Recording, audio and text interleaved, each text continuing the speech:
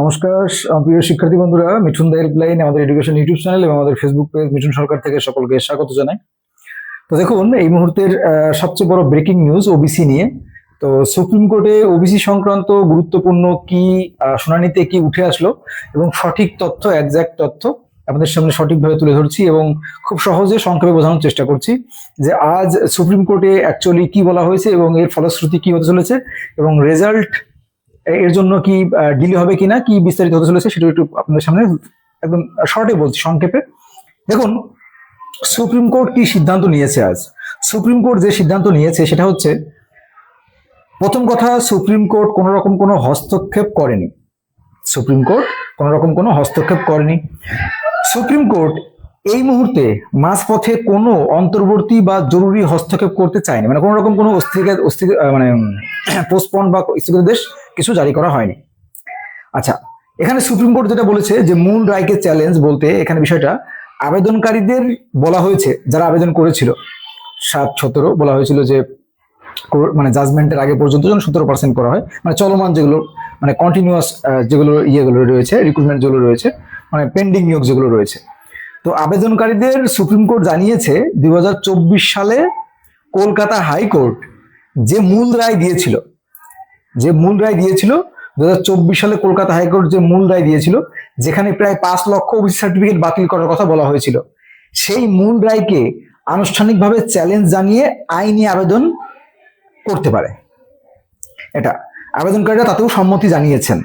Point 2, মামলাটি কি খারিজ হয়ে গেছে, এইটা যদি চলে আসি, তাহলে এখানে কিন্তু মামলা কিন্তু খারিজ হয়নি, এসএলপি বজায় রয়েছে। এখানে সুপ্রিম কোর্ট মামলাটি বাতিল করেনি, সুপ্রিম কোর্ট কিন্তু মামলাটিকে বাতিল করেনি বা হাইকোর্টেও কিন্তু ফেরত পাঠায়নি।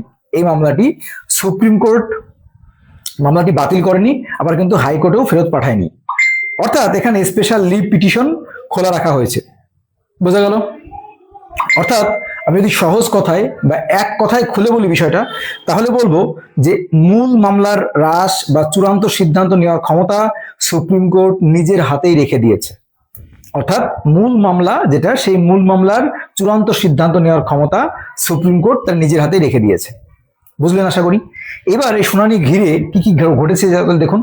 তাহলে হাইকোর্টের যে পূর্ণ নির্দেশ ছিল, সিঙ্গেল বেঞ্চ বা ডিভিশন বেঞ্চ যেসব রায়ের উপর পুরো প্রক্রিয়াটি দাঁড়িয়ে আছে, সিঙ্গেল বেঞ্চ বা ডিভিশন বেঞ্চের যেসব রায়ের উপর পুরো প্রক্রিয়াটি দাঁড়িয়ে আছে, সেগুলোকে উচ্চ আদালতে যথাযথভাবে চ্যালেঞ্জ করার পথ খোলা রয়েছে। আচ্ছা, তারপর প্রধান বিচারপতির স্পষ্ট অবস্থান কি, যে কেন্দ্র বা অন্য পক্ষের তরফ থেকে মামলাটি হাইকোর্টে ফেরত পাঠানোর প্রস্তাব এলেও সুপ্রিম কোর্ট প্রধান বিচারপতি তা মেনে নেয়নি। তিনি স্পষ্ট করেছেন, এই সংক্রান্ত সব আইনি বিষয়ের চূড়ান্ত এবং পুঙ্খানুপুঙ্খ শুনানি সুপ্রিম কোর্টেই হবে। বোঝা গেল? সুপ্রিম কোর্টেই পুঙ্খানুপুঙ্খ শুনানি হবে। অর্থাৎ আমরা যদি সারমর্ম অর্থাৎ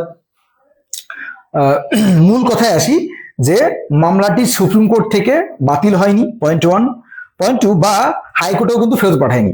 আচ্ছা, সুপ্রিম কোর্ট শুধু চেয়েছে আবেদনকারীরা যেন 2024 সালের মূল যে হাইকোর্ট রায়টিকে নিয়ম মাফিক, মানে টেকনিক্যালি চ্যালেঞ্জ করতে পারে। এই সংক্রান্ত চূড়ান্ত আইনি বিচার প্রক্রিয়া সুপ্রিম কোর্টেই হবে।